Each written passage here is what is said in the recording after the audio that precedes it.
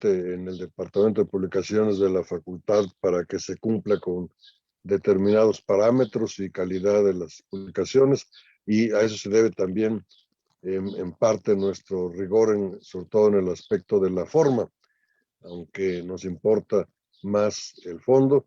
Va a ser importante escuchar ahora a los distintos compañeros que van a participar en las mesas y pues a los que están en el auditorio, que también tendrán la oportunidad de intercambiar opiniones, observaciones, puntos de vista con los ponentes. Para no quitar más tiempo, ya que estamos a 11 minutos de retraso, pero bueno, es la primera vez y aunque trataremos de evitar esto en el futuro porque nos gusta ser puntuales, damos por iniciadas las primeras mesas estudiantiles del Seminario de Relaciones Internacionales de la UNAM. Muchas gracias a todos por su asistencia.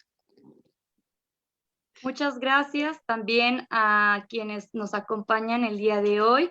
En unos minutos se va a estar compartiendo el enlace para que ustedes puedan hacer su registro a esta mesa.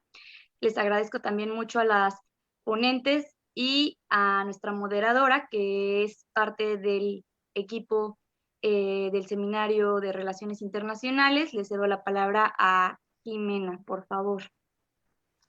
Muy buenos días a todos y a todas los asistentes. Mi nombre es Jimena García Cid y les damos la cordial bienvenida a las primeras mesas estudiantiles de análisis y perspectiva de las relaciones internacionales, organizada por el Seminario de Relaciones Internacionales.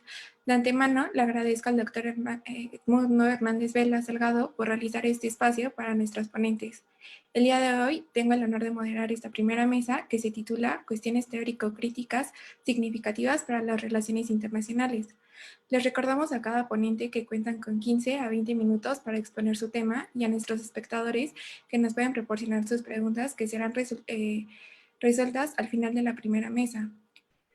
Para esta primera mesa me permitiré presentar a nuestras primeras ponentes. Stephanie Beltrán Esparza es pasante de la licenciatura de Relaciones Internacionales por la Facultad de Ciencias Políticas Sociales de la UNAM.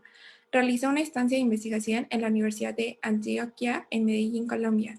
Fue miembro del comité organizador de las terceras Jornadas Internacionales de Estudios Afrocentroamericanos en Rotán, Honduras, y miembro del comité organizador del coloquio virtual Manuel Zapata Olivella en México y Centroamérica. Colabora en el proyecto Afroamérica, la tercera raíz del programa universitario PUC de UNAM. Escribe su tesis de licenciatura sobre comunidades afrocolombianas del Pacífico y la construcción de memorias en el puerto de Buenaventura. Amante de la salsa y la música latina y caribeña, en constantes encuentros y construcción, cree que las expresiones artísticas, entre muchas otras, nos permite accionar, cuestionar y resistir.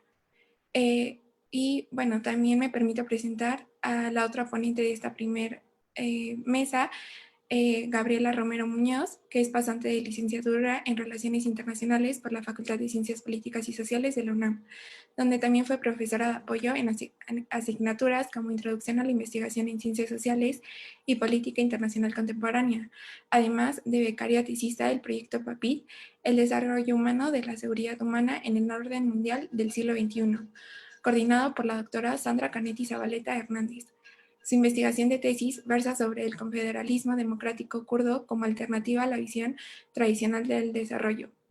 Es autora del texto La lucha no para por el COVID se reduce, Palestina ante la colonización israelí de Cisjordania, publicada en el blog de egresos del Centro de Relaciones Internacionales, y junto con Vianney Galván Rodríguez del artículo Notas introductorias para el estudio de las luchas políticas de las mujeres en el mundo árabe musulmán, publicado por la revista Kula Antropología y Ciencias Sociales en su dossier número 23 de diciembre de 2020. Les cedo las palabras a las ponentes.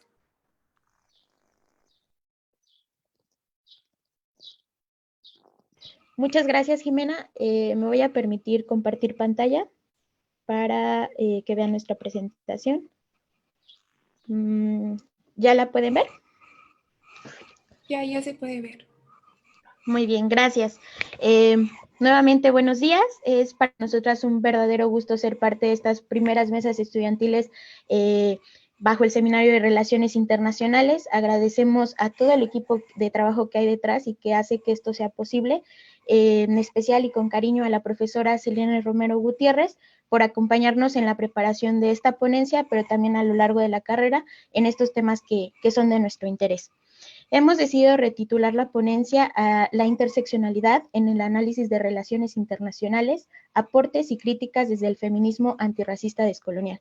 Esto con el fin de enfatizar que abordaremos cuestiones del feminismo antirracista descolonial para presentar a ustedes lo que consideramos herramientas analíticas importantes para pensar la complejidad del mundo en relaciones internacionales. Partiremos de una muy breve contextualización de cómo se insertan los estudios de las mujeres en relaciones internacionales para posteriormente presentar las características del feminismo antirracista descolonial y entonces hablar del término interseccionalidad y retomar las críticas que se hacen desde genealogías feministas que nutren al feminismo antirracista descolonial. En ese sentido, es importante reconocer que las investigaciones en torno a los estudios de las mujeres en el mundo se insertan en relaciones internacionales en el marco de las críticas reflectivistas, así denominadas por Robert Keohane en 1988, ante los enfoques del racionalismo. ¿Esto por qué?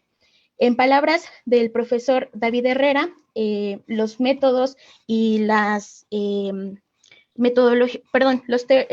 teorías y las metodologías del racionalismo constituyen una visión eurocéntrica de las relaciones internacionales, una realidad sesgada, por cuanto toman en cuenta los procesos y las perspectivas occidentales, configurando esa realidad a conveniencia de la reproducción de las relaciones dominantes capitalistas y guardando la posición hegemónica de los países occidentales dentro de este sistema. Así pues, podríamos interpretar que las teorías reflectivistas son herramientas de interpretación alternativa, por cuanto nos señalan la importancia de los procesos histórica, pero también sociológicamente, proponen salir del esencialismo estatocéntrico dentro de relaciones internacionales y que se manifiesta en los organismos y en otras instituciones en el ámbito mundial, y hace énfasis en la relación que guarda lo global con lo local, por esa parte. Los estudios feministas, en el mejor de los casos, se han incorporado a relaciones internacionales bajo ese concepto, feminismo. Sin embargo, es menester mencionar que en ocasiones se habla del género, y esto invisibiliza la necesidad de hablar de las mujeres en un mundo dictado tanto en la ciencia como fuera de ella, haciendo alusión al paradigma positivista por hombres.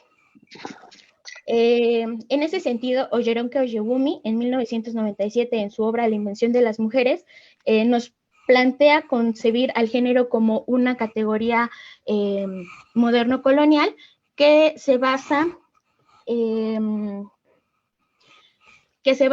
el determinismo biológico y se plantea como universalista y atemporal, pero que organiza a las sociedades de una manera inalterable y subordina a la mujer.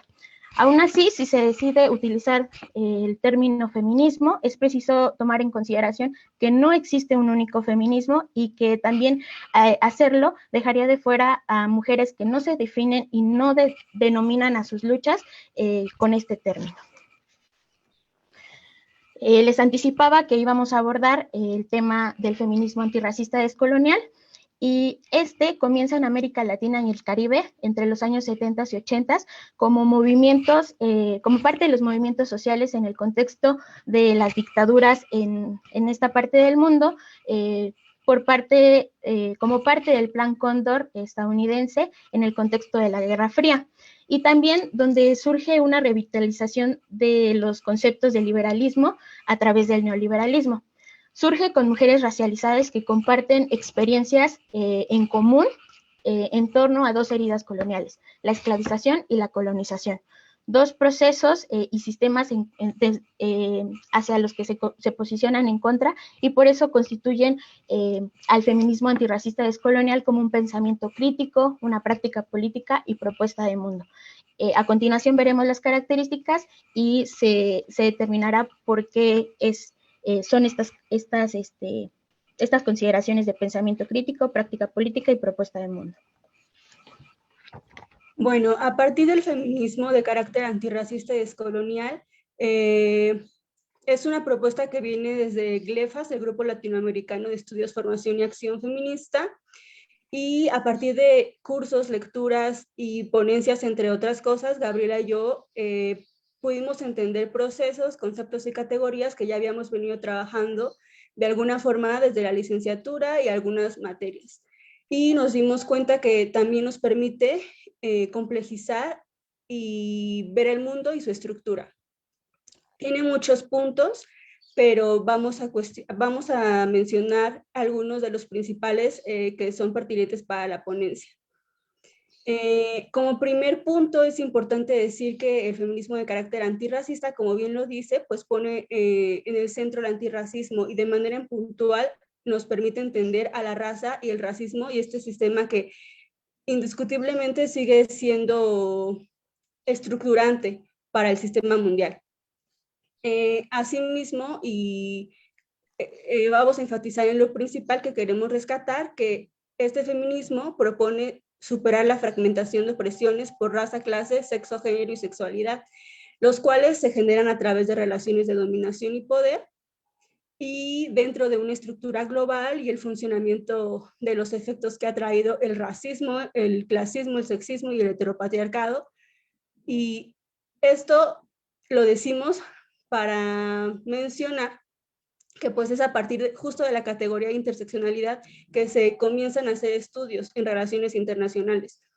Se quiere revisar la clase, la raza y el sexo género a partir de la categoría de interseccionalidad. Sin embargo, y como bien nos dice Frantz Fanon en Los Condenados de la Tierra, es importante estudiar a los oprimidos, pero también es importante estudiar a quién genera la opresión y cómo se generan las opresiones. Es decir, vamos a entender a la raza, la clase y, al sexo, género y la sexualidad a partir de procesos históricos y sociales. Y bueno, hay muchos enfoques para estudiar a la raza, la clase, el sexo, género y la sexualidad, y podría ser un tema muy largo, pero vamos a entenderlo de esta ponencia como categorías moderno-coloniales que sustentan las opresiones y que siguen presentes y vigentes en la estructura global y que se están reconfigurando constantemente dentro de los estados-nación.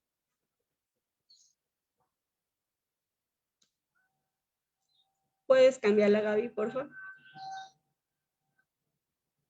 Algunas de las feminismo descolonial antirracista, pues son el grupo de investigación Modernidad Colonialidad, el feminismo comunitario, el Black Feminist, el feminismo chicano, el feminismo autónomo latinoamericano y el feminismo postcolonial diferente al feminismo liberal occidental blanco, que se ha gestado dentro de las teorías de las relaciones internacionales.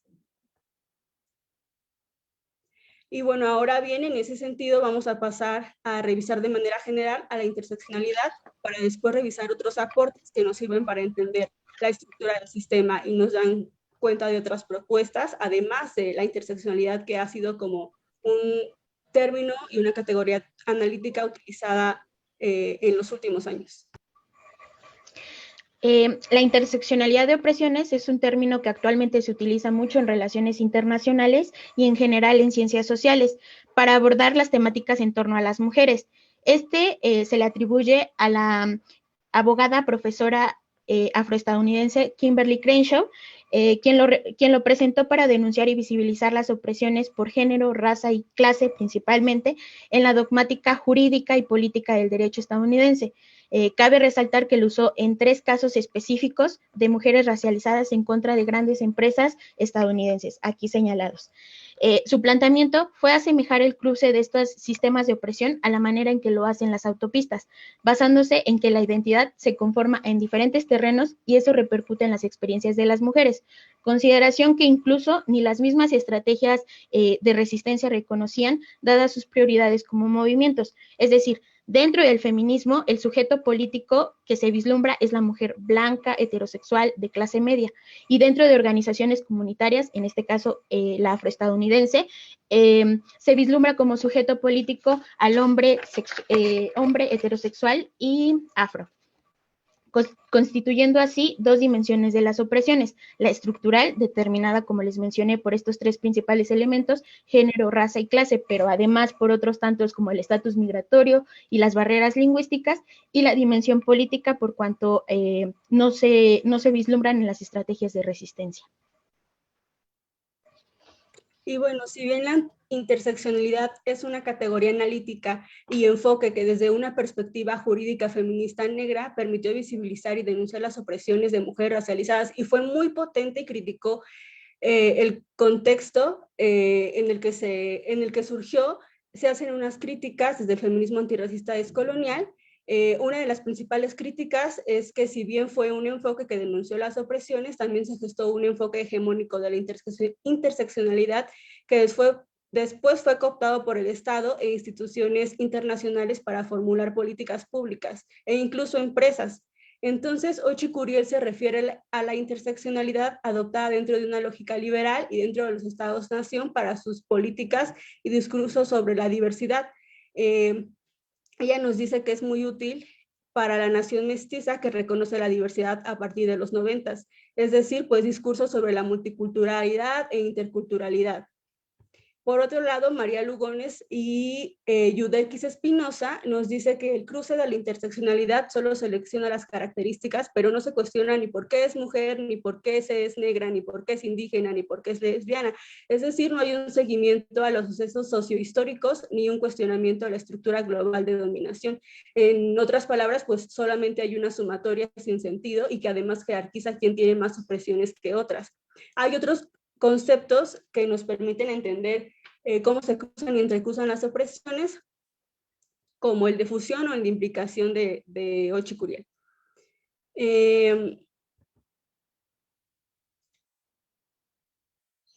Y bueno, en este sentido, aquí tenemos algunos ejemplos de las instituciones y políticas públicas, documentos oficiales, en donde se utiliza justo la sumatoria a la cual se hace la crítica,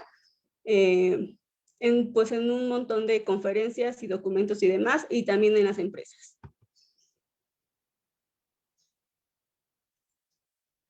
Y es en ese sentido que queremos rescatar algunos de los aportes del Black Feminist, poniendo y haciendo énfasis en que mucho antes de que se diera la interseccionalidad como categoría analítica, mujeres en luchas ancestrales y en un montón de resistencias, pues ya se habían cuestionado este cruce de opresiones, ¿no? Encontramos a Sojourner Truth, quien fue una mujer negra estadounidense esclavizada que logró comprar su libertad, y en 1851, pues la principal lucha de las mujeres blancas en Estados Unidos era por el derecho al voto, derechos civiles, políticos, y todos los discursos eran dictados por hombres blancos, afirmando que las mujeres no podían votar, pues solo eran destinadas al trabajo doméstico, e incluso el derecho al voto tenía que ver con una concepción de ciudadanía, y pues a las mujeres negras no se les había otorgado ese estatus de ciudadanía. Y Sojourner Truth, sin utilizar un lenguaje tan académico como por ejemplo se utiliza en la interseccionalidad, desde su experiencia, que es muy importante en el Black Feminist, el conocimiento experiencial, y su lucha de la abolición contra la esclavitud y por el derecho al voto, dio un famoso discurso que se titula ¿Acaso no soy una mujer?, en el cual denuncia de manera muy puntual al sistema hegemónico que construye a las mujeres negras como no mujeres. También visibiliza que el modelo de mujer que los hombres blancos describían, pues no era su modelo del ser mujer, cuestionó la idea de la mujer homogénea y denunció muy importante las opresiones de clase, raza y sexo género. Y otro de los aportes desde el Black Feminist es el eslabonamiento de opresiones, con esta colectiva, que es la colectiva del Río Combahee, la década de los 70, quien en la Declaración Feminista Negra mencionan por primera vez el término feminismo negro, el Black Feminist, Y bueno, fue una de las principales organizaciones de lucha y práctica política, y en esta declaración, en términos cotidianos, denunciaron todos los sistemas de opresión y el racismo en particular que afectaban sus vidas. Y bueno, otro de los aportes del Black Feminist, y que para mí y para muchas compañeras es muy importante, es la matriz de dominación, que lo propone Patricia Hill Collins, socióloga estadounidense, y ella entiende la matriz de dominación como una organización total y estructural del poder, en donde se desarrollan las relaciones de dominación creadas sociohistóricamente y que además se están reconfigurando constantemente. Ella dice que no se trata igualmente de hacer una sumatoria, sino de entender todos los sistemas diferenciados de opresión y entender que todas estas opresiones de raza, clase, sexo, género, pues parten de una estructura global y de dominación, y que están reforzados los unos con los otros. Sistematiza la matriz de dominación en varios niveles: la estructural, el disciplinario, el hegemónico, el interpersonal, pero asimismo afirma que no es lo mismo una opresión desde un nivel personal a un nivel estructural. Por otra parte, el feminismo chicano, que surgió en la década de los 80 de las experiencias de violencias y opresiones en común y compartidas entre mujeres migrantes y o hijas de migrantes latinos en Estados Unidos, que se conciben como mujeres de color, término que es adoptado por feministas como Audre Lorde y María Lugones, para visibilizar a mujeres racializadas, no únicamente negras, como lo pueden ser las mujeres latinas, las asiáticas, etcétera, y a sus luchas antirracistas. Este feminismo nutrió notablemente las posturas antirracistas del enfoque feminista que estamos abordando y del cual presentamos las críticas hacia la interseccionalidad, a partir del cuestionamiento del racismo estadounidense y la idea de opresión compartida basada solo en el género, esto desde su postura como mujeres de color, pero además muchas de ellas lesbianas, y por otra parte cuestionando también el nacionalismo y sexismo chicano, insertado a partir de la conexión guardada con el lugar de origen, México, por ejemplo. Elementos estos que se cimentan en el heterosexualismo inmerso en la dinámica capitalista y que en conjunto edifican al Estado-Nación, donde ser mestiza responde a una ideología racista que pondera una identidad dominante y homogénea cuyos referentes legitimados son herencia fundamentalmente europea. En ese sentido, una de las mujeres representantes de este feminismo y que recuperamos para la ponencia es Gloria Anzaldúa, autora del libro Borderlands, la frontera, la New Mestiza, esto a manera de crítica del canon esencialista gramatical, que presenta lo que se denomina el pensamiento fronterizo, que expresa las limitaciones e identidades esencialistas y auténticas. En ese sentido, propone el desenraizamiento del pensamiento dualístico en la conciencia tanto individual, pero también colectivamente.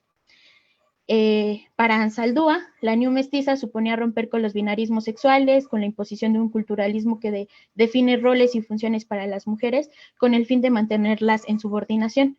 Desde su posición feminista y lesbiana, Anzaldúa fue crítica del imperialismo estadounidense, pero también de los usos y costumbres de su cultura originaria que la subordinan.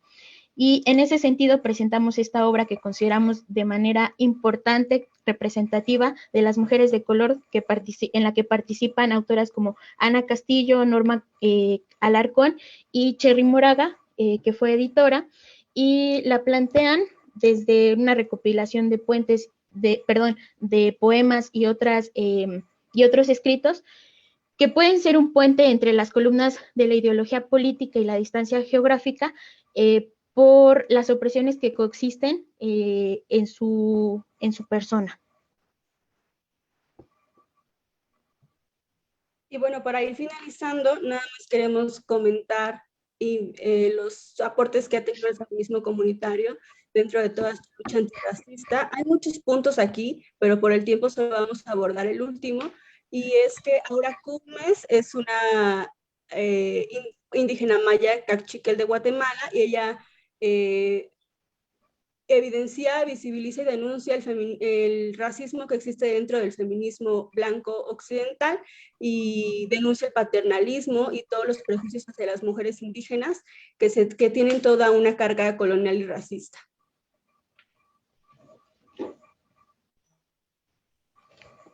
Y bueno, ya para finalizar, seguramente se nos escaparon muchas cosas y bueno, esto requiere de un montón de debates y demás, pero bueno, como conclusiones queremos leerlas a partir de la genealogía del feminismo antirracista descolonial. Entendemos que las opresiones y dominaciones son condependientes, no fragmentadas, presentes y vigentes en cada espacio y corporalidad relacionado con el sistema local global. Lo que nos permite visibilizar y generar propuestas de mundo alternativo partiendo del cuestionamiento y análisis de la estructura global en su totalidad y complejidad, rompiendo así con la única forma de entender al mundo hegemónica, lineal, androcéntrica y occidental. Muchas gracias. Muchas gracias. Les agradecemos su ponencia y a la asesora Selene Romero García. Su análisis desde las relaciones internacionales, la cual es de vital importancia, donde la lucha se encuentra vigente en cada espacio relacionado con el sistema local mundo, evitando en una única forma de entender al mundo. Les recordamos a cada ponente que cuentan con 15 minutos para exponer su tema y a nuestros espectadores que nos pueden proporcionar sus preguntas que serán resueltas al final de la primera mesa.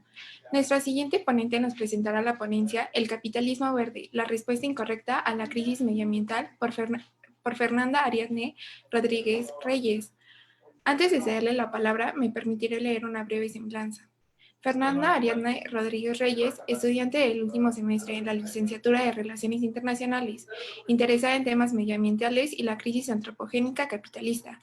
Fue integrante del Primer Mundo de Naciones Unidas, desarrollada en la Facultad de Ciencias Sociales, así como también asistente en diversas conferencias y foros con temas afines al medio ambiente y sustentabilidad.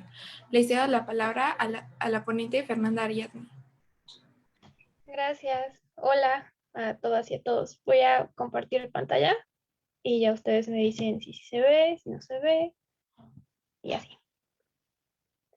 Ay, esperen. Denme un minuto.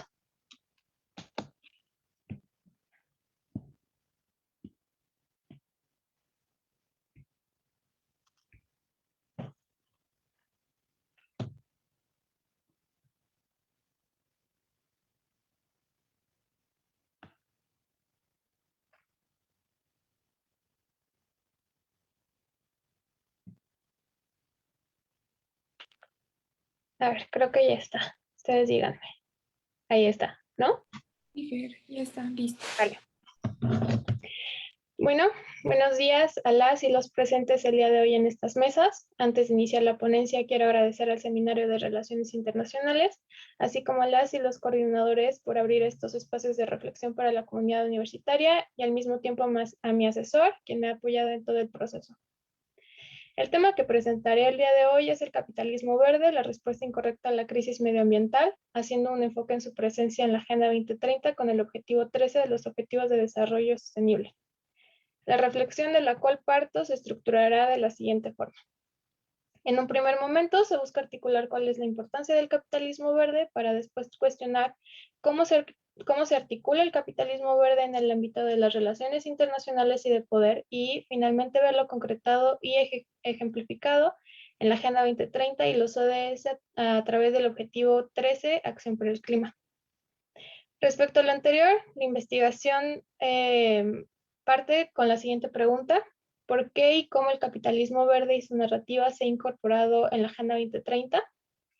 Y a partir de ello, iniciar nuestra reflexión sobre los objetivos que buscan identificar la base y reproducción del capitalismo verde y su imposibilidad material para ser una alternativa a la crisis, así como cuestionar las relaciones internacionales y de poder, cómo las relaciones internacionales y de poder tienen influencia e importancia en la reproducción del capitalismo verde, y finalmente evidenciar la presencia del capitalismo verde en la Agenda 2030.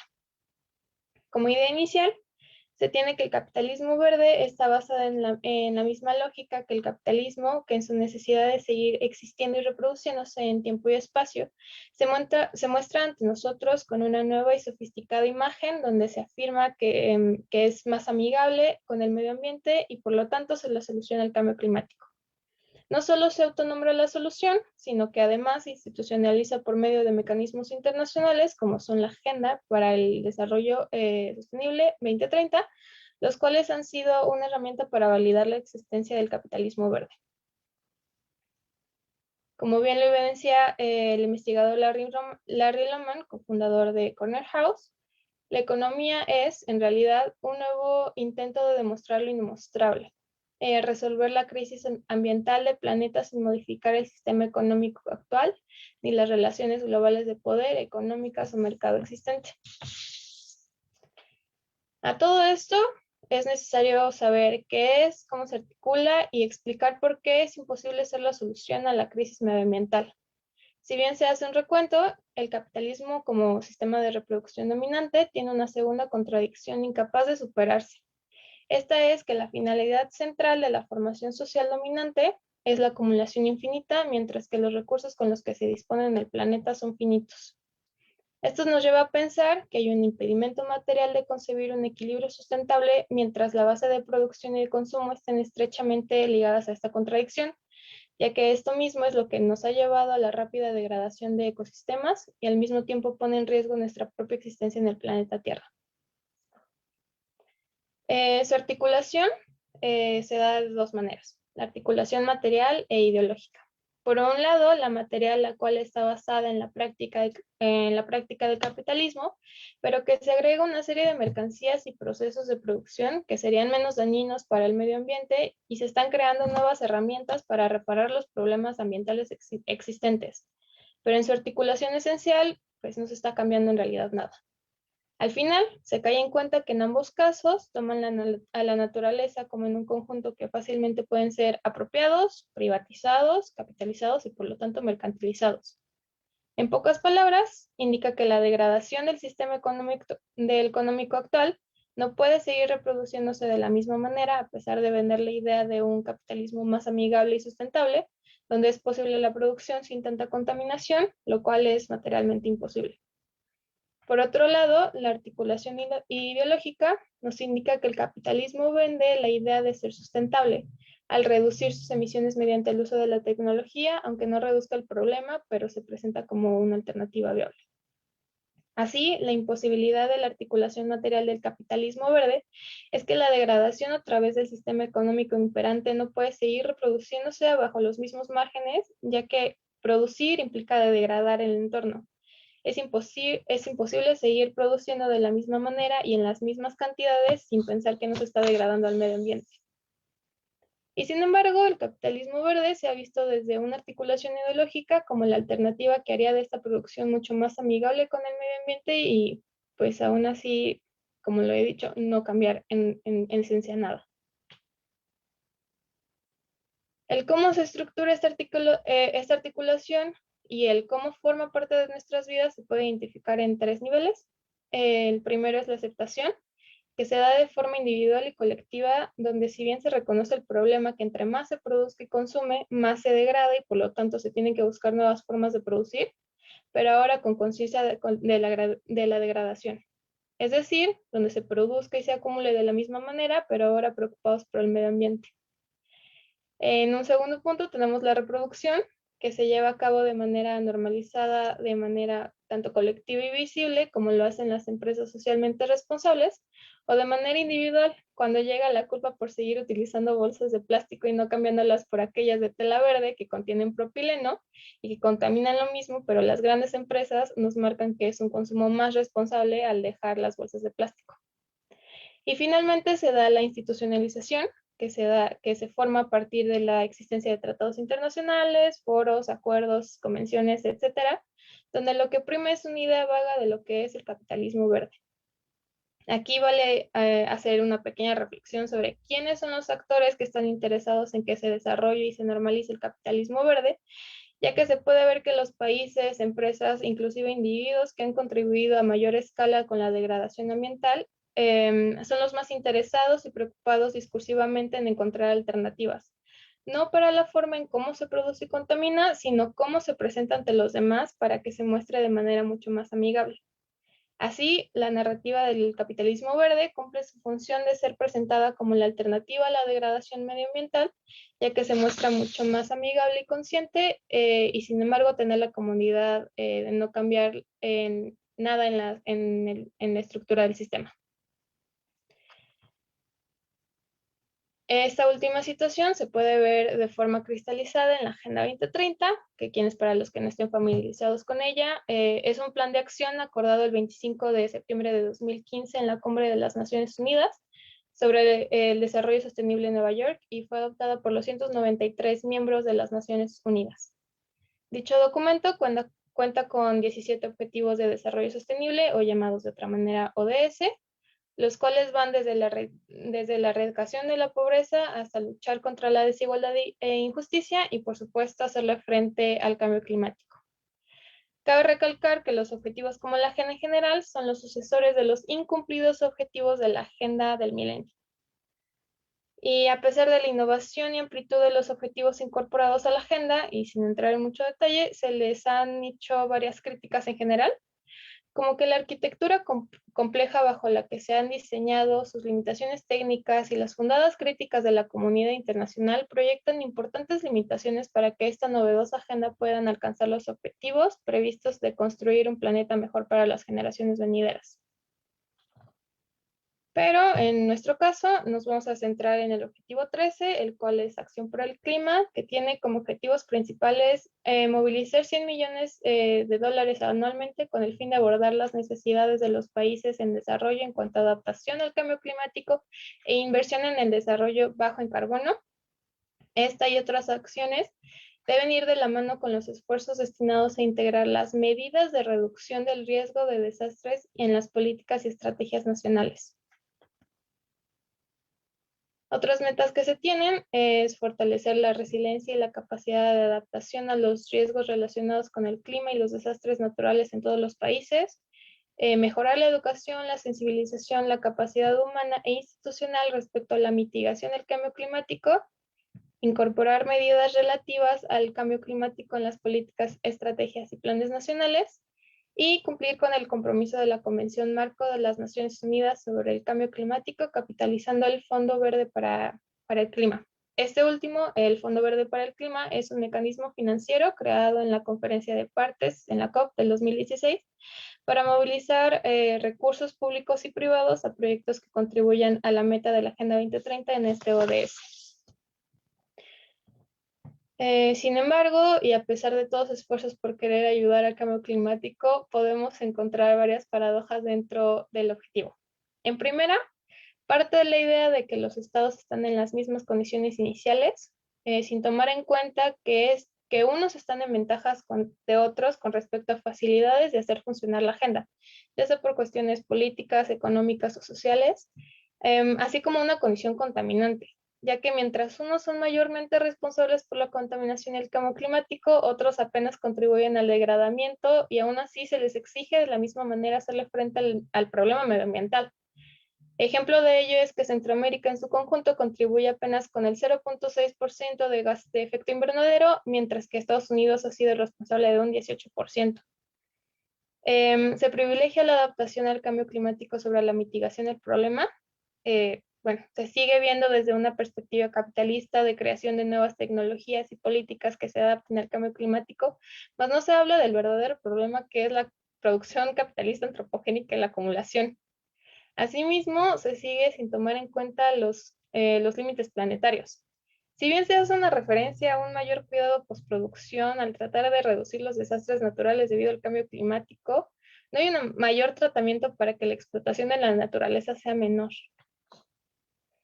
Otras que podemos encontrar es la creación de herramientas para que las empresas sigan contaminando, ya que al final de cuentas se le está responsabilizando al consumidor, más no la forma de producción de las empresas. Y finalmente, no existe una reestructuración verdadera de los procesos productivos de acumulación. porque lo que se busca es mantener los esquemas de producción en lugar de disminuirla, ya que lo que se necesita es mantener y exponenciar la producción y acumulación al infinito. Finalmente, se puede encontrar la contradicción en todo esto. Y es que la Agenda 2030 es la cristalización de una narrativa verde que pugna por mantener la acumulación y producción tal y la conocemos en términos económicos en un planeta de degradación constante. En resumen, la agenda nos presenta la idea de una alternativa a los esquemas de producción, pero en el fondo se sigue encontrando con el problema inicial, que es la exponencial y cada vez más agudizada crisis ambiental. Con respecto a ello, la investigadora Birgit Mankoff señala que en el capitalismo verde se pueden encontrar aquellas promesas donde nadie tiene que sacrificar nada y donde todos ganan, lo que lo hace tan encantador a este enfoque. Y por consiguiente se está viendo al capitalismo verde como la única alternativa. Sin embargo, no existe solución viable que proponga las mismas condiciones y articulación de la reproducción dominante actual sin cuestionar los pilares de acumulación. Y es por ello que dentro y fuera de la academia es necesario seguir criticando, investigando e insistiendo en la búsqueda de verdaderas soluciones que puedan ser viables para el medio ambiente como para los seres humanos y su existencia dentro del planeta Tierra. Por su atención, gracias, y dudas y comentarios, pues aquí estamos. Le agradezco su ponencia a Fernanda Ariadne Rodríguez Reyes y al asesor César Daniel Diego Chimal, que nos deja un panorama y un planteamiento muy importante, que nos permite repensar nuestro accionar y el de los organismos internacionales ante la crisis ambiental, y es fundamental la búsqueda de un capitalismo verde. Nuestra última ponente nos presentará la ponencia Resistencias femeninas ante la Revolución Verde, por Alejandra Solano Mejía. Antes de cederle la palabra, quiero informar que ya se encuentra disponible el link para el registro de las constancias, donde dejaremos el link en nuestro chat. Antes de cederle la palabra, me permitiré leer una breve semblanza.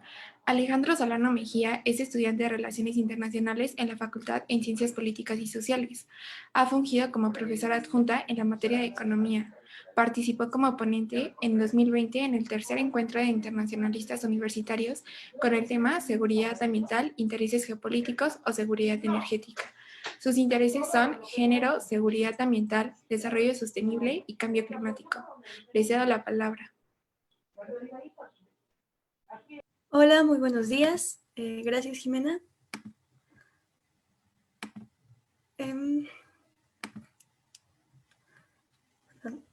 Como Jimena les comentó, el día de hoy yo les voy a hablar sobre el tema resistencias femeninas ante la Revolución Verde.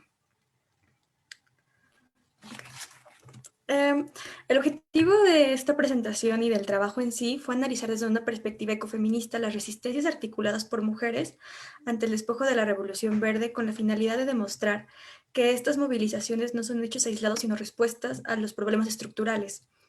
De modo tal que la presentación se articuló de la siguiente manera.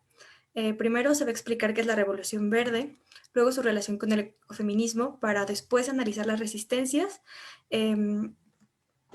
comparar sus similitudes y las conclusiones. Así pues, ¿qué es la Revolución Verde? Para entender qué fue la Revolución Verde es necesario comprender que este fue un cambio en el modelo de agricultura que se tenía, sobre todo en el sur global. Esta se divide en dos fases. La primera se dio en los 50 y tenía como principal soporte la selección genética de nuevas variedades de cultivo de alto rendimiento, asociada a la explotación intensiva permitida por el riego y el uso masivo de fertilizantes y químicos, pesticidas, herbicidas y también introducción de maquinaria pesada como tractores. La segunda es la más conocida, esta se dio en los 90 y tuvo como principal aspecto la creación de organismos genéticamente modificados, mejor conocidos como transgénicos. La Revolución Verde llegó bajo la justificación y se presentó como una solución a la hambruna global, así también como una entrada a la modernidad. No obstante, en cuanto al primer punto, se ha demostrado que el aumento de la producción de alimentos no asegura la distribución global equitativa. De igual forma, hay elementos más complejos que intervienen dentro de este problema, como la falta del poder adquisitivo para los alimentos y la intermediación en la distribución y comercialización de los mismos. De igual forma, al hablar que esta se vio como una entrada a la modernidad, hay que comprender el contexto global en el que se ubica la introducción de este nuevo modelo. En el caso de la primera fase, se da en los 50, hay que entender que este es un contexto de posguerra y donde muchos países acaban de lograr su independencia, sobre todo en regiones como Latinoamérica, en África y también se dio la independencia de la India, que fue lugares donde se instauró este nuevo modelo de agricultura, por lo que no solo sirvió como un cambio y modernización de esta actividad económica, sino que también fue como un instrumento de reapropiación por parte de los países desarrollados por recuperar el control sobre las tierras que acababan de perder.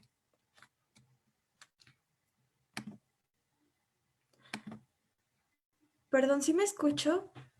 No sé si me trabé. ¿Y te escuchas?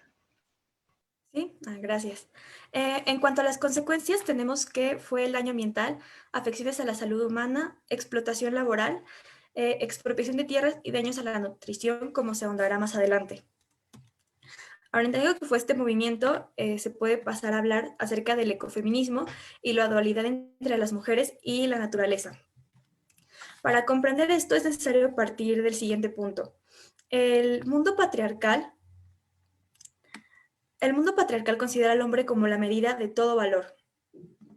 En consecuencia, a la mujer se le va a marginalizar y se le va a despojar y desplazar de sus espacios, relegándosela a un rol dependiente del valor del varón, pues no va a poder permear en los mismos espacios donde tradicionalmente se le permitía. En este caso tenemos la agricultura. Así pues, también es necesario comprender que la naturaleza del sistema capitalista neoliberal es jerárquica. Esto quiere decir que se le va a confinar a un segundo plano y se le va a desvalorizar al conocimiento femenino, señalándolo como atrasado y poco productivo, incluso como un no conocimiento. De igual forma, otro postulado del ecofeminismo es que las mujeres se les considera como guardianes de la biodiversidad. ¿Qué significa esto? Significa que ellas producen, reproducen, consumen y conservan la biodiversidad en la práctica de la agricultura. Sin embargo, al igual que todos los demás aspectos de su trabajo y su saber, la contribución de las mujeres al desarrollo y la conservación de la biodiversidad se ha presentado como un no trabajo y no conocimiento. Aquí es importante hacer un énfasis, sobre todo en cuestiones de la Revolución Verde, ya que mientras el saber de la mujer es considerado como un bien común y sin costo, al igual que los recursos genéticos y naturales de los países en desarrollo, al conocimiento del hombre occidental se le designa un valor de mercado y se le designa al producto de este conocimiento como propiedad privada, como es el caso de las semillas transgénicas, las cuales ya están patentadas incluso.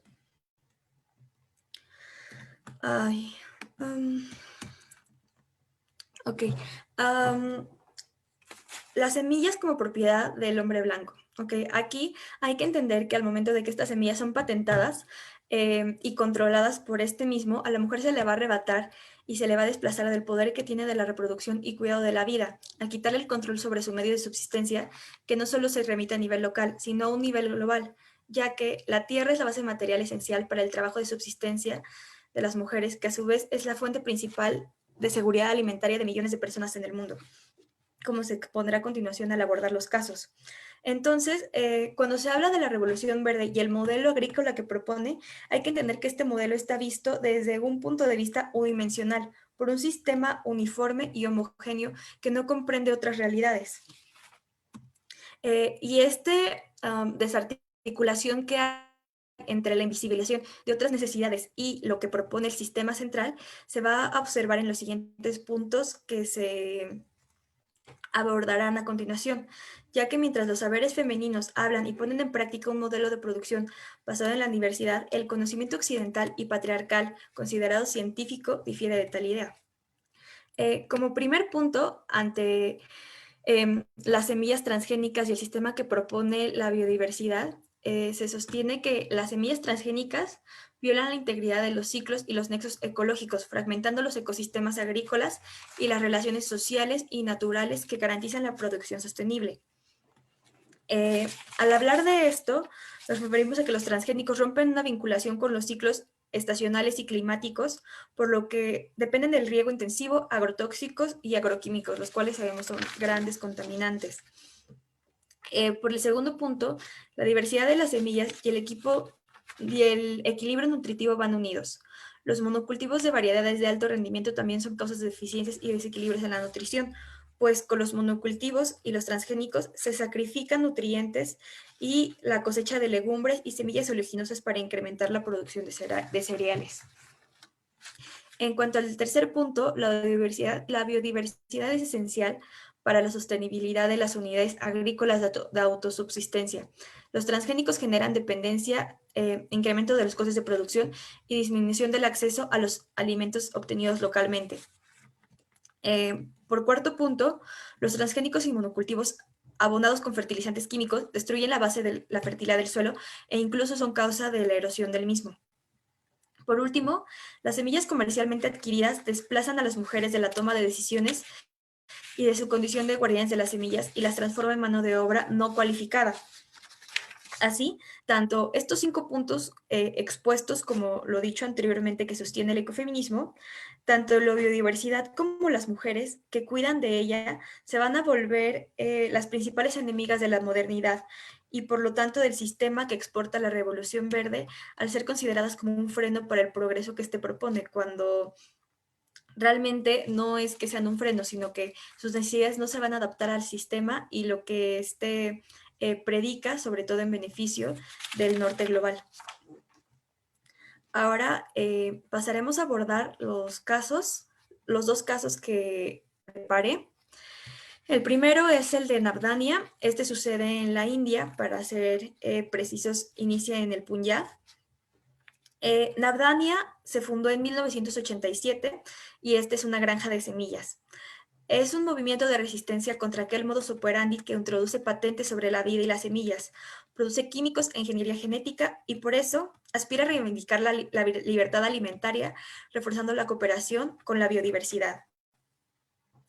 Esta funge como una respuesta, ya que de 1990 a 2012 se calculan alrededor de 250,000 suicidios de campesinos en India debido a la presión de deudas, pues a los agricultores no se les permitía vender, suministrar y conservar las semillas que adquirían y les eran impuestas por las compañías transnacionales que exportaban el modelo de la Revolución Verde, en este caso Monsanto. Lo que los obliga a los campesinos a desplazarse y sumarse a la cadena de explotación, siendo embargados y expropiados de las tierras que ellos poseían.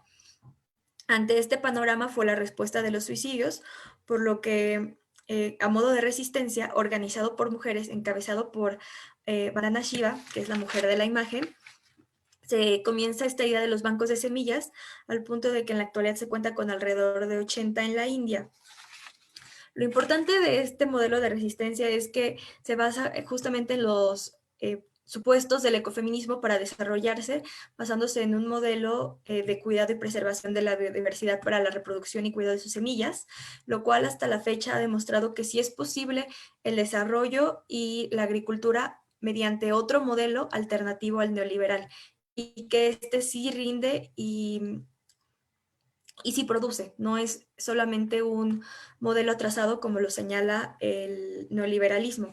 También este modelo también este modo de resistencia fue encabezado y organizado por mujeres.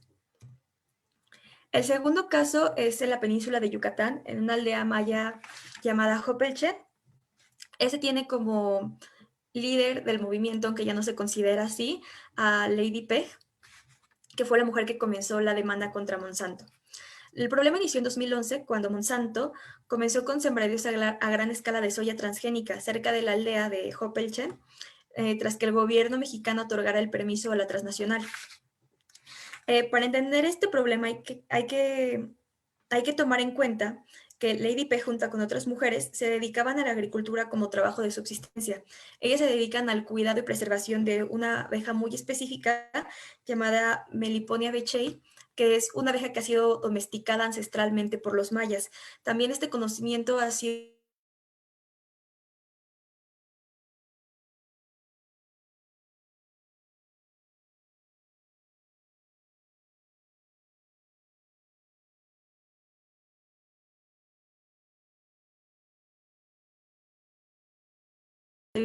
sustancias que ocupan para el crecimiento y reproducción de su agricultura, comienza a observar cómo es que sus abejas comienzan a morir.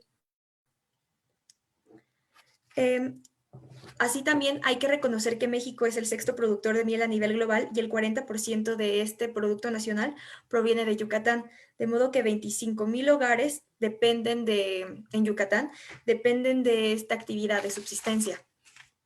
Ahora bien, entendido esto, justamente el caso fue llevado a la Suprema Corte de Justicia en 2015, donde la Corte dictaminó que el gobierno efectivamente violó los derechos de la comunidad maya y suspendió la siembra de esta semilla transgénica.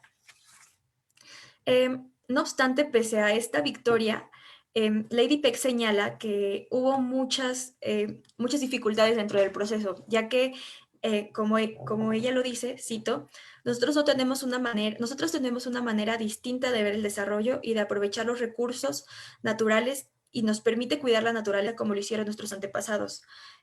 Así, ella reconoce y explica que la comunidad maya, al no contar con una cosmovisión y una cultura compatible con la neoliberal, ellos ni siquiera sabían lo que eran los transgénicos y todas las consecuencias que esto conllevaba, de modo que tuvieron que investigar para poderlo lograr, lo que demuestra que incluso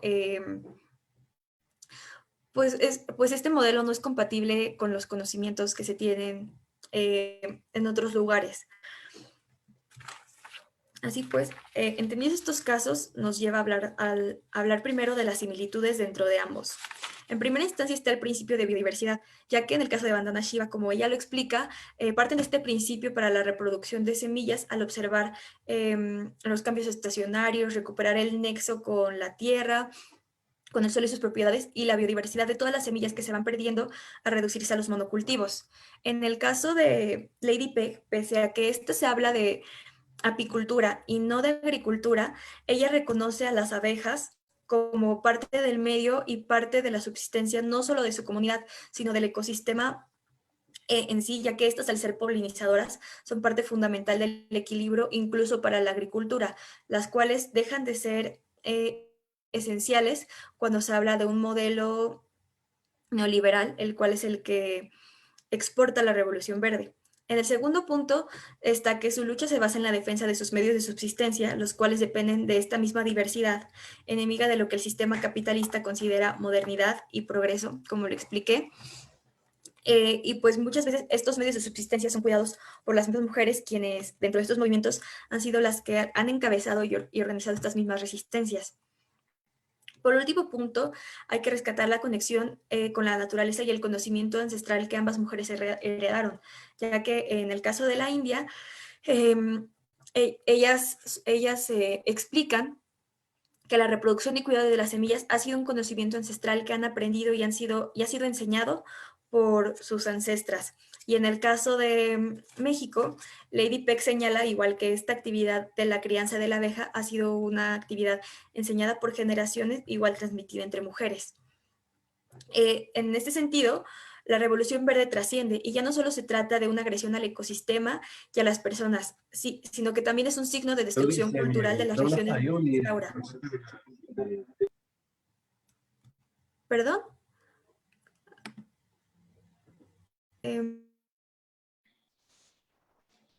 Continúa, Ale, creo que fue un problema con el micrófono.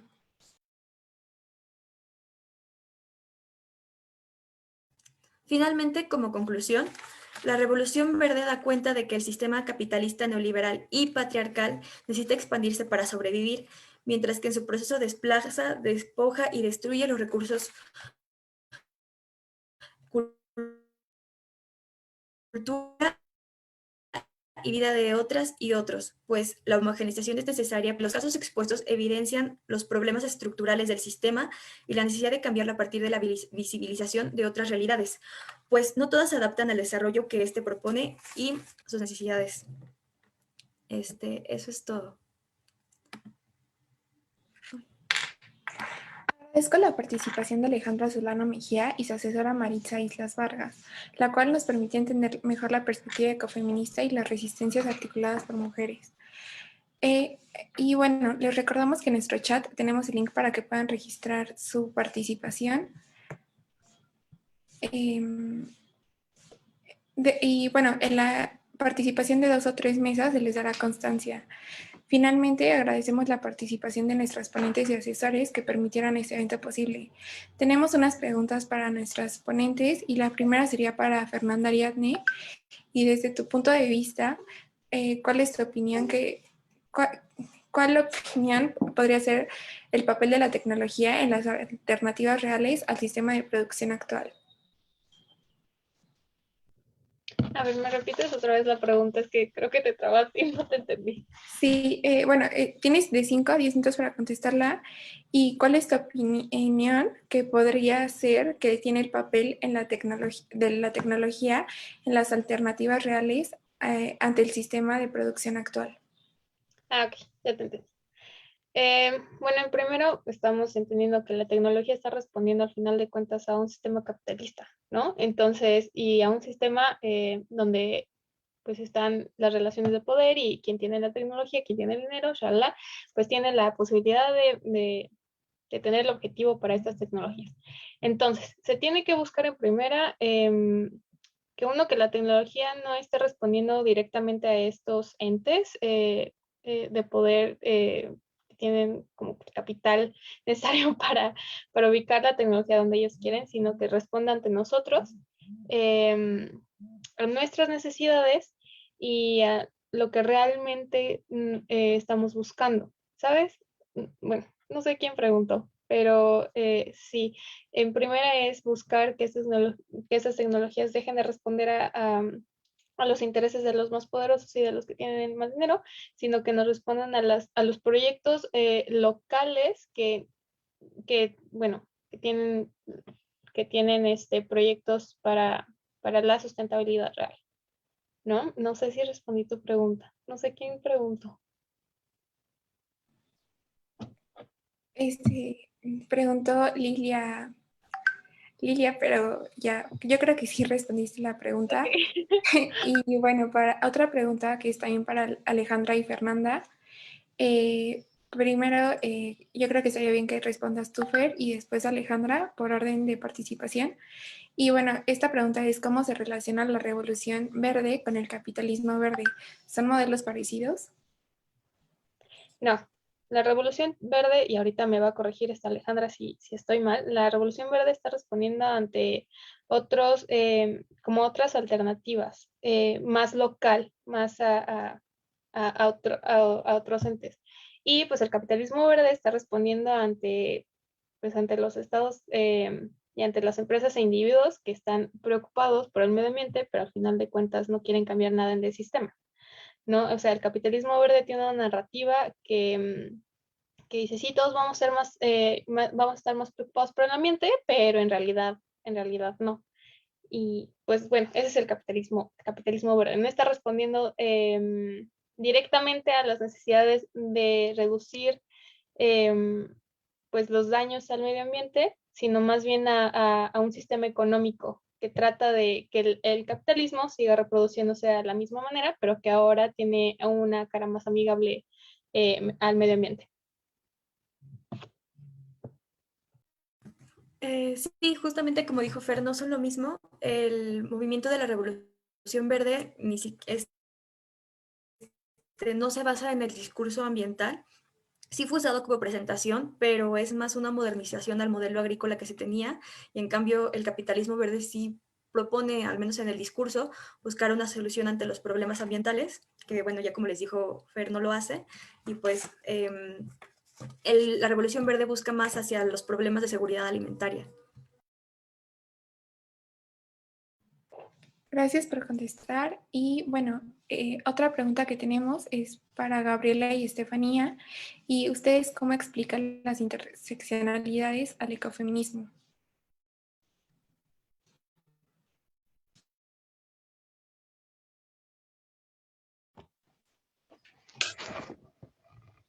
Pues bueno, tenemos que entender que, por ejemplo, a partir de la última genealogía del feminismo comunitario, que no nos dio tanto tiempo a explicarlo, entender que a diferencia, por ejemplo, del feminismo blanco occidental, en el feminismo comunitario se pone en el centro de lucha al cuerpo, a la tierra y a la comunidad. Entonces, bueno, el cuerpo como primer territorio político, lo cual hemos escuchado un montón, ¿no? Ya dentro de los discursos feministas, que ahora se ha utilizado, al territorio, a la defensa del territorio y a la defensa de la naturaleza y, bueno, el territorio donde viven, ¿no? Y, bueno, a la comunidad es separándose un poco, o más bien desmarcándose de las luchas separatistas que están en boga mucho en el feminismo occidental. Entonces, bueno, el cuerpo, el territorio y la comunidad hacen parte del centro de lucha de las mujeres indígenas, no quiero homogenizar al decir mujeres indígenas, ni tampoco al decir feminismo comunitario, porque bueno, hay una cuestión donde se desmarcan también de eso, y entender que a la raza como una categoría analítica, bueno, esto lo digo porque el racismo no solo se expresa en el color de piel, ¿no? El racismo se expresa en territorios, es decir, hay cuerpos racializados y hay territorios racializados. Esto es muy importante porque muchas de las luchas en defensa del territorio y en defensa de la economía local, si lo queremos ver así, tienen que ver con los territorios racializados. Es decir, no hay un territorio que no sea racializado y que no tenga que ver con la lucha de la defensa de la tierra. Vamos a ponerlo en una comunidad indígena a una ciudad, por ejemplo, ¿no?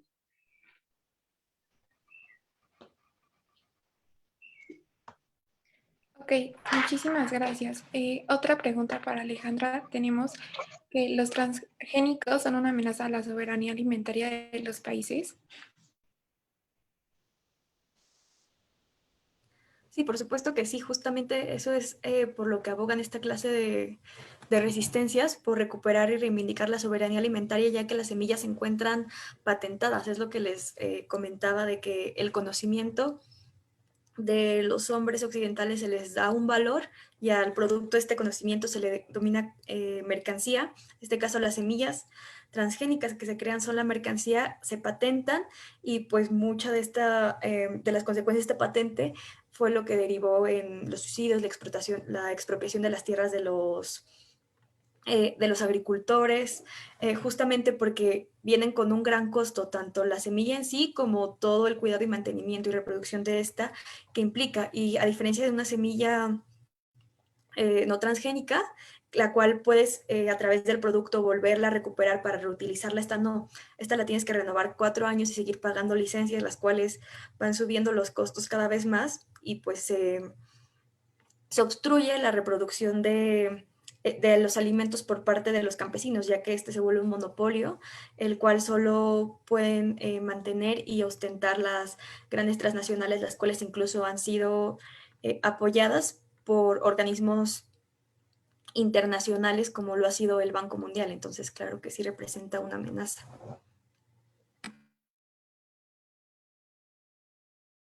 Gracias, Ale. Otra pregunta que tenemos para Gabriela y Estefanía es ¿cómo podrían integrarse la interseccionalidad y la intersectorialidad al estudio de las relaciones internacionales?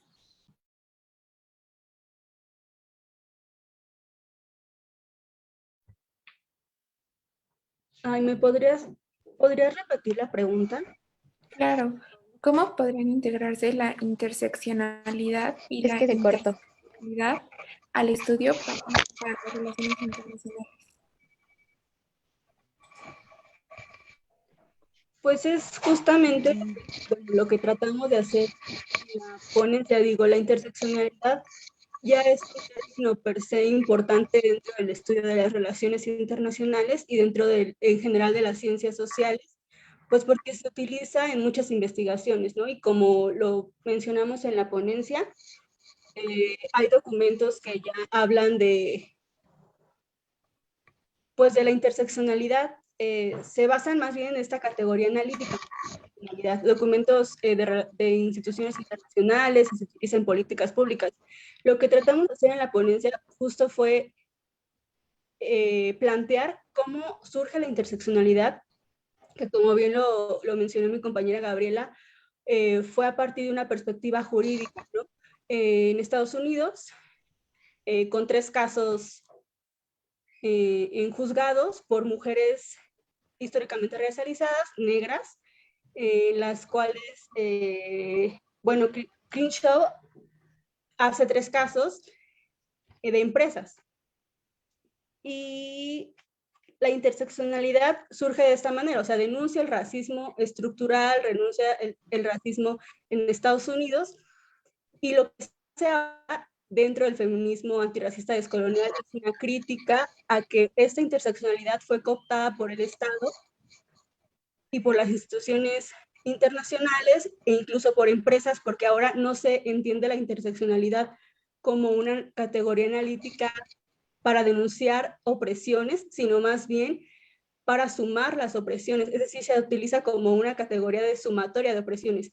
Y ahora los estudios, bueno, es lo que dice la genealogía del feminismo antirracista descolonial que expusimos. Ahora los estudios más bien siempre son, ay, soy mujer y soy, no sé, mestiza, soy mujer lesbiana, o sea, hay una sumatoria, pero no se hace un estudio de fondo o una investigación de fondo, ni se cuestiona por qué se es mujer, ¿no? Ah, pues a partir de, nosotros lo ponemos a partir de una categoría moderno-colonial, porque es lesbiana, porque la produce un régimen político heterosexista, heterosexual, y eso parte de 2 procesos, que es la esclavización y la colonización, es decir, no se profundiza, solamente hay una sumatoria. Sí, y al respecto yo creo que es muy, muy importante tomar en consideración los puntos de enunciación, o sea, recopilar todo el conocimiento que se va gestando desde la enunciación de las mujeres, de las genealogías feministas que conforman al feminismo antirracista descolonial, y ser muy críticos tanto para la producción, como dice mi compañera, de los documentos oficiales, como también, por ejemplo, de las empresas a nivel como de consumo. Por ejemplo, tenemos marcas como Nike, que es el ejemplo que mostrábamos en la pantalla, que si bien muestra en sus campañas publicitarias a mujeres de distintas geografías, corporalidades, edades, etcétera, pues en realidad subyace el interés de seguir, de ampliar su mercado de consumo, y no sale de la lógica de que el cambio está en las mujeres, no es un problema social, y bueno, no se resuelve nada al respecto. Agradecemos su respuesta y les recordamos a todos los asistentes que el registro se encuentra en el chat. Y bueno, otra pregunta que tenemos para Alejandra y Fernanda es, ¿consideran que la biotecnología contribuye al discurso del cambio climático al desertificar la Tierra?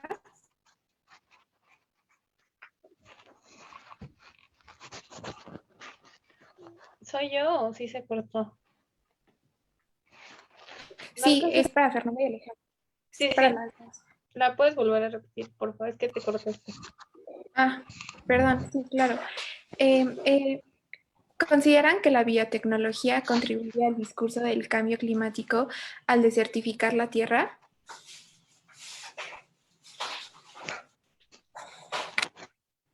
Pues no es tanto mi área, pero yo supongo que sí, yo creo que sí, porque desertificar la tierra ya te está diciendo que está haciendo infértil a la tierra donde se cultiva. Entonces, pues creo que también hay que ver mucho cuál es el discurso de la biotecnología, si realmente, o sea, aquí es cuestionar técnicamente todo desde dónde parte, ¿no? Hasta quién lo financia y quién está proponiendo la biotecnología. O sea, si se está viendo que la biotecnología está siendo propuesta igual bajo un discurso del capitalismo verde más que una respuesta ante las localidades, ante nuestros cuerpos y entre nuestras vidas, porque eso es el chiste. O sea, se está privatizando, se está mercantilizando también en nuestras vidas. Y obviamente, pues está jugando con nuestras vidas. Entonces, si sigue respondiendo ante un mecanismo económico, pues obviamente no va a ser respuesta ante nosotros, sino ante este sistema económico. Y pues no sería, pues sería igual que discursivamente, ¿no? Y pues en cuanto al discurso que sostiene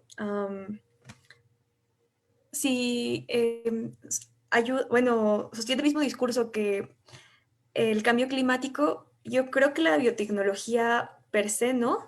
Sin embargo, el camino al que lo lleva, el modelo en el que nos encontramos inmersos, sí conlleva esto, ya que el modelo, al apoyar proyectos de biotecnología, no apoya un proyecto que contemple una mejora para solucionar problemas reales de cambio climático o seguridad alimentaria, sino que apoya proyectos que puedan impulsar y optimizar la producción de los mismos para conllevar a más ganancias en cuanto a dinero.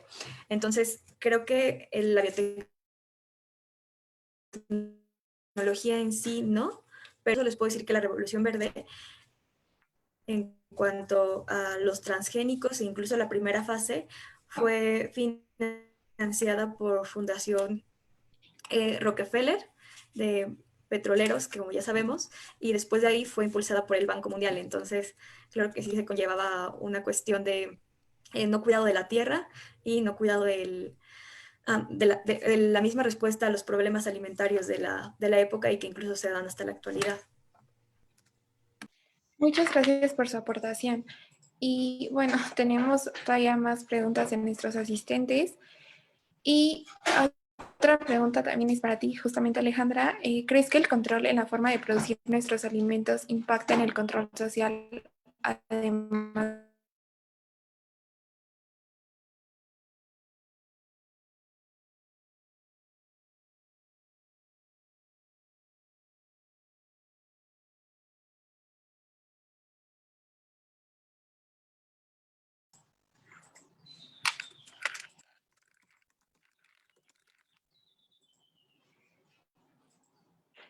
Tienes el micrófono apagado. ¿Y me podrías volver a repetir la pregunta, por favor? Sí, claro. ¿Crees que el control en la forma de producir nuestros alimentos impacta en el control social, además del económico? Claro que sí, justamente porque mucho del poder o control o injerencia mundial que podrían tener estos países en desarrollo era a través de la alimentación, ya que como les dije era un modo de cuidado de su subsistencia que les permitía independencia no solo alimentaria, sino incluso social de otros países a los cuales en la actualidad se encuentran atados, ya que dependen tanto de los alimentos que les pueden exportar, pese a que son productores estos países, y pues también la Revolución Verde cambia las estructuras y las relaciones sociales que se encuentran, ya que las personas que habitan estos territorios dejan de ser propietarios para pasar a ser trabajadores y trabajadores explotados. Entonces, claro que se ingiere, y en cuanto a una relación internacional, afianza la interdependencia y sobre todo la dependencia de los países en desarrollo a los países desarrollados. Muchas gracias, y tenemos ya unas últimas preguntas que es para Gabriela y Estefanía. Son dos, no sé si gusten que primero les diga una y después la otra, o las contestan juntas. Pues si las puedes Pues decir. dinos las dos y... ¿Las van pensando? ¿Cómo se podrían integrar las aportaciones de los feminismos decoloniales en los estudios de relaciones internacionales? ¿Y de qué manera pueden llevarse a la academia sin racializarlas o estigmatizarlas? Bueno, creo que son preguntas muy relacionadas con la anterior que respondimos. ¿Cómo se pueden insertar en nuestra disciplina? Pues ampliando justo la consideración de los puntos de enunciación, como mencionaba. Esto nos permitiría complejizar la realidad que percibimos y que estudiamos, o bueno, pretendemos estudiar y analizar. Y, ¿cuál era la segunda pregunta? ¿De qué manera puede llevarse a la academia sin racializarlas, estigmatizarlas? Bueno, yo creo que aquí puede aportar mucho al respecto, Fanny, pero de mi parte diría que respetando justamente los puntos de vista de las mujeres desde su enunciación, de alguna manera también el ampliar el panorama es respetar sin racializar, desde mi punto de vista. Pero bueno, Fanny, ¿podrías aportarnos más? Ay, esa segunda pregunta me lleva a un montón de cosas, ¿no? Porque yo desde hace algunos años he estado, bueno, justo por el servicio social, la tesis y demás, he estado conviviendo bueno, y compartiendo con personas afrodescendientes, organizaciones y demás, y es bien difícil porque es justo lo que cuestionan, ¿no? El hecho de racializarnos y en algún momento también apropiarnos de sus propuestas o de su conocimiento, sus genealogías, ¿no? Y es lo que yo platicaba con Gaby antes de presentar la ponencia, porque de verdad es muy difícil justo no racializar. Pero yo creo que un punto que a mí me ha dado y me ha ayudado un montón es que, por ejemplo, el racismo, pues no solamente es una cuestión de personas racializadas, es decir, de personas históricamente racializadas, ¿no? De personas negras, de personas indígenas, de los chicanos. Yo creo que, por ejemplo, el racismo es una cuestión también que nos compete a todos y a todas, eh, y que tiene que ver también con el reconocimiento de privilegios. Es decir, pues sí, justo, o sea, reconocer los privilegios que tenemos dentro de si lo queremos ver muy abstractamente, dentro de este sistema de dominación, ¿no? Y dentro de estas relaciones en donde se producen las opresiones. De alguna manera sí somos oprimidos por un montón de sistemas, pero también somos privilegiados por algunos otros. Entonces yo creo que como primer punto sería reconocer los privilegios que tenemos y pues a partir de eso accionar y pues teorizar, investigar. Sí, además me gustaría agregar algo y que tomamos en cuenta en la presentación. El conocimiento no solo se hace desde la academia, las mujeres tienen también saberes que compartir y creo que en ese sentido podría hacerles, darles honor a todas nuestras ancestras que han transmitido ese conocimiento y que llega a nuestras generaciones a partir de ellas. Agradecemos su aportación y tenemos otra pregunta. Bueno, Ale, tenemos dos preguntas para ti. Igual, ¿te digo las dos o te digo una por una? A ver, una por una, Jimé. La primera sería la importancia de conocer las semillas naturales a las transgénicas y cómo impactan estas a la flora y fauna. ¿Se debería de tener la participación del Estado para preservar estas zonas para el bien común? Ok, en cuanto a la participación del Estado, el enfoque que yo le quise dar fue uno de orden no estatocéntrico, porque al menos como se los quise hacer evidente en el caso de México, el Estado está inmerso en este sistema, entonces el Estado muy difícilmente va a poder servir como un camino viable para una solución a esta clase de problemas. Entonces, pues no, al menos desde mi perspectiva, yo pienso que es más viable una solución local y comunal para alcanzar modelos alternativos de desarrollo.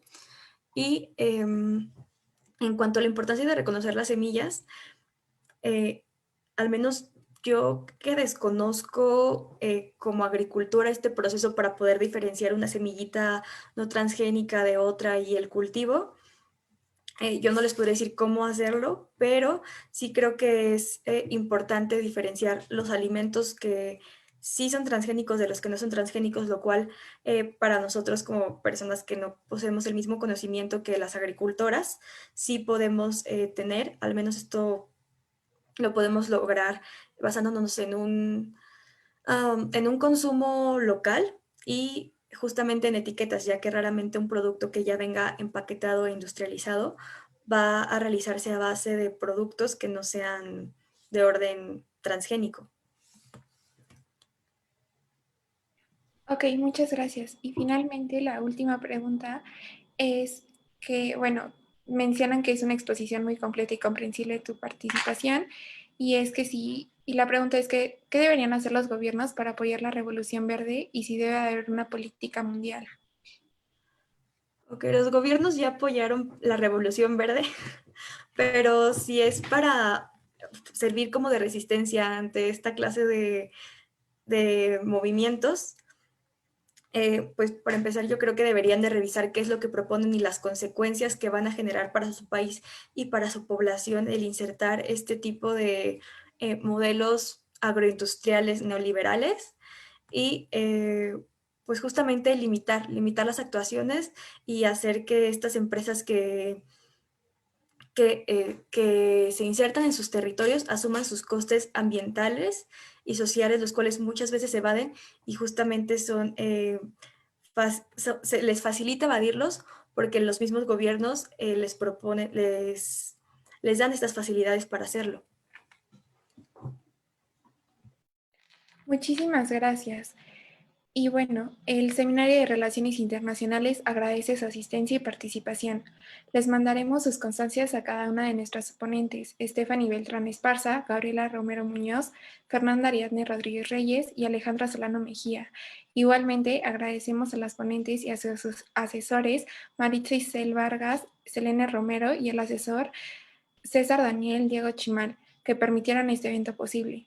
Daremos una pausa de 5 minutos. Les pedimos nuevamente vuelvan a ingresar a esta sala de reunión para la mesa número 2, que dará inicio a las 11 horas. Finalmente, le agradezco al doctor Edmundo Hernández Vela Salgado y al grupo del Seminario de Relaciones Internacionales por realizar este espacio para nuestras ponentes. Muchas gracias. Gracias. Gracias a todas y a todos por asistir. Muchas gracias por asistir a todas.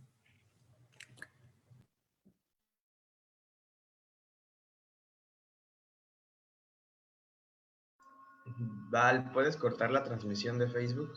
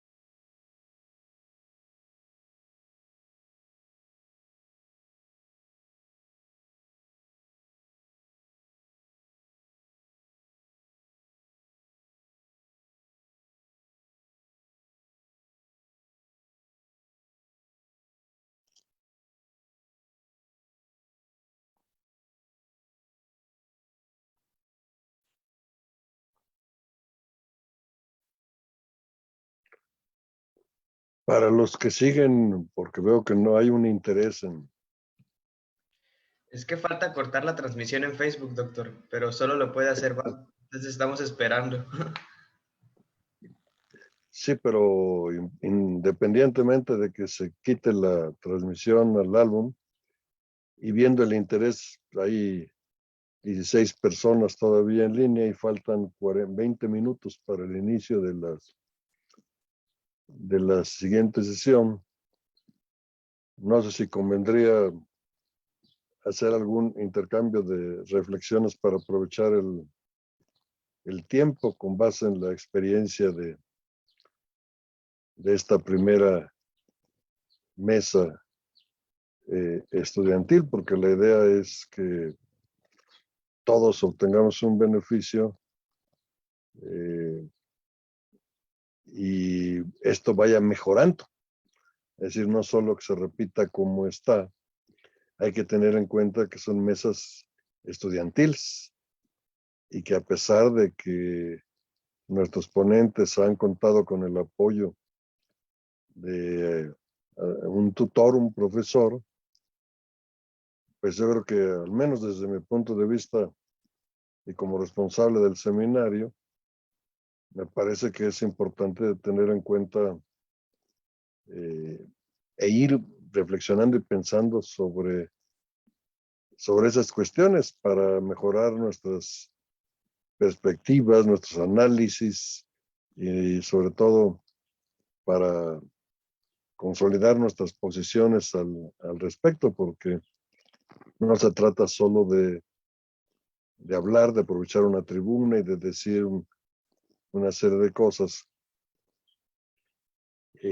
Por ejemplo, en primera instancia, la academia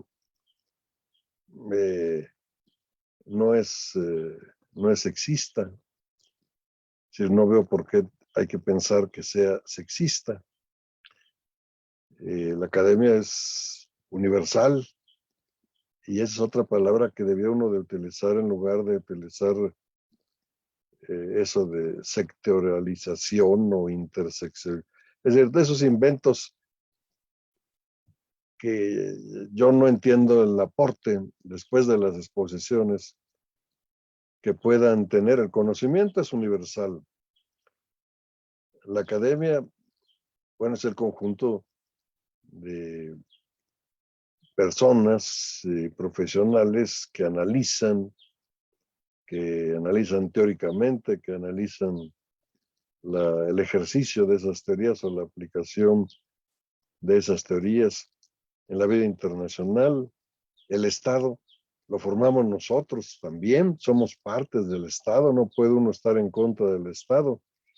Si somos parte de él, confundimos el Estado con el gobierno.